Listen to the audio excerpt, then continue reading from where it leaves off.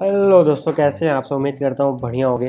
तो इस वीडियो में हम देखने वाले हैं समरी किसकी, अर्थमेटिक प्रोग्रेशन की। तो चलो स्टार्ट करते हैं। ठीक है, तो मान लो पहले तो एनएट टर्म की बात करते हैं। ठीक है, एनएट टर्म की चलो बात करते हैं। ठीक है, फिर बाद में सम की बात कर लेंगे। तो जनरल फॉर्म की बात कर लें पहले। ठीक है, तो जनरल फॉर्म की हम बात करने से पहले तो देखो ए प्लस डी, ए प्लस पहला टर्म, फिर ए प्लस डी, कॉमन डिफरेंस का ऐड होता जाता है। ठीक है, A plus 2d, A plus 3d, A plus N minus 1d ऐसे करके चलता है। तो देखो ये क्या है, A plus N minus 1d। तो इसको हम क्या बोल देंगे साथ में, ये टी एन टर्म है। टी एन टर्म अपना क्या होता है, A plus N minus 1d। ठीक है, तो इसको हम जनरल टर्म भी बोलते हैं। ठीक, अब आगे आओ, कॉमन डिफरेंस क्या होता है। कॉमन नाम से चला वो डिफरेंस, मतलब दो टर्म के बीच में जो डिफरेंस होता है ना, जैसे कि मान लो 2, 4, 6, 8, 10, सब में देखो 2 का डिफरेंस है, तो ये कॉमन डिफरेंस हुआ। अगर कंसेक्यूटिव दो टर्म को माइनस करोगे ना बड़े छोटों को, तो हमें कॉमन डिफरेंस मिल जाएगा। ठीक है, तो ये तुम समझ पाए। ठीक है, इसको हम जनरली क्या करते हैं, डिसरिलेट करते हैं। ठीक, एडिंग या सब्ट्रैक्टिंग करके मिल सकता है अगर दोनों से ही। ठीक, तो अब एनएट टर्म की बात करते हैं। एनएट टर्म मैंने अभी तुम्हें बताया। ठीक है, टी एन टर्म कैसे लिख सकते हो, टी एन टर्म या फिर ए एन टर्म एक ही बात होती है, A plus N minus 1 into D. ठीक है, ये एन और ये एन सेम होता है। ठीक, ये क्या है, फर्स्ट टर्म है। डी क्या कॉमन डिफरेंस, एन क्या है, एन टर्म है बेसिकली। ठीक, अब तो लास्ट टर्म से लिखना तो ये भी लिख सकते हैं यार, कुछ नहीं, बस वो बीच लास्ट से लिखते हैं। तो ए एन लास्ट टर्म क्या है बेसिकली, एल से लिख दो। पहला ए टर्म था, यहाँ एल लिख दिया, माइनस लगा दिया बीच में। ठीक है, एन प्लस 1 डी, ये माइनस भी लगाया बेसिकली, लास्ट से आप पीछे की तरफ आगे, मतलब लास्ट से आप आगे की तरफ आ रहे हैं। ठीक है, ये तो ये याद रखो, उससे मतलब ये याद रखो, उससे ये भी काम बन जाएगा। ओके, जनरली की जरूरत नहीं पड़ेगी। अब देखो सम की बात आते हैं। ठीक है, डेफिनेशन तो समझ में आ गई ना, अर्थमेटिक प्रोग्रेशन क्या होता है। ठीक है, मान लो sequence of number means each term is obtained by adding a fix number to the preceding term except the first one. ठीक है, except the first term. First term के अलावा मान लो 2, 4, अब देखो अगर मैं 2 ऐड कर दूँ तो 6, फिर 2 ऐड कर दूँ तो 8। तो ये बात यही बोल रहा है कि ऐसी सीक्वेंस जो हमें मिलता है जो पुरानी को ऐड करते हैं। सीरीज़ क्या होते हैं, कुछ प्लस माइनस से सिंबल उम्बल हाथ में दिए हो तो सीरीज़ बन जाएगी। अभी ये सीक्वेंस है सिंपल। ठीक है,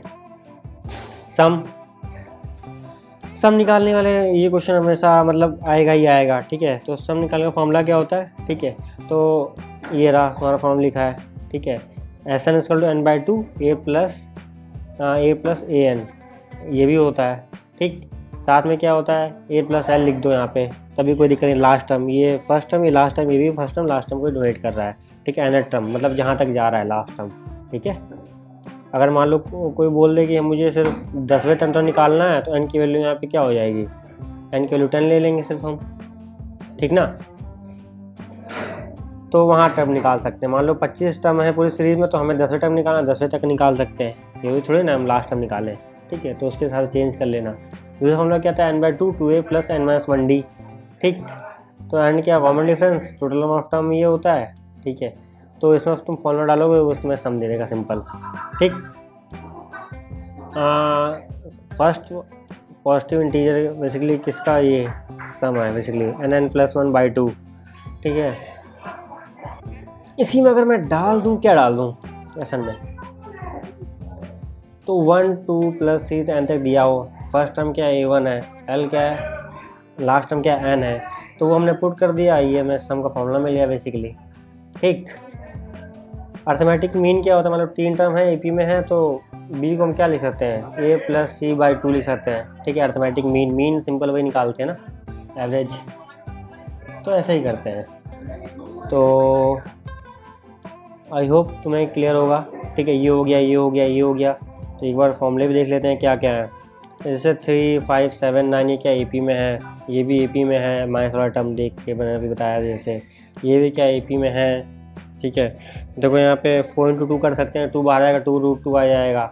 ठीक है, ठीक, देखो ऐसे भी लिखा जा सकता है, एक का डिफरेंस आ रहा है, ध्यान से देखो। ठीक, इसको ऐसे लिखा जा सकता है, इसलिए एपी में है ये भी है। तो तुम समझ गए होंगे। डी क्या निकालते हैं, ऐसे T2 माइनस T1 कर दिया, डी हो गया, तो T3 माइनस T2 भी डी हो गया। ठीक है, ऐसे करके सो ऑन चलता रहता है, कुछ नहीं और इसमें। ठीक, तो वो अर्थमेटिक मीन वाला एनएट टर्म के लिए, सम के लिए, एक और सम के लिए इसमें लास्ट टर्म इस्तेमाल होता है सिंपल। ठीक है, तो ये वाला देख लो, टी एन को ऐसे लिखते हैं एस n-n-1 ऐसे भी लिख सकते हैं, यूज़ आता है क्वेश्चन में, ठीक है। अच्छे क्वेश्चन बनेंगे तो कुछ, ठीक है।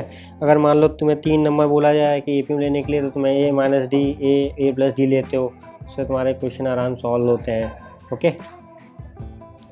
अब क्या है,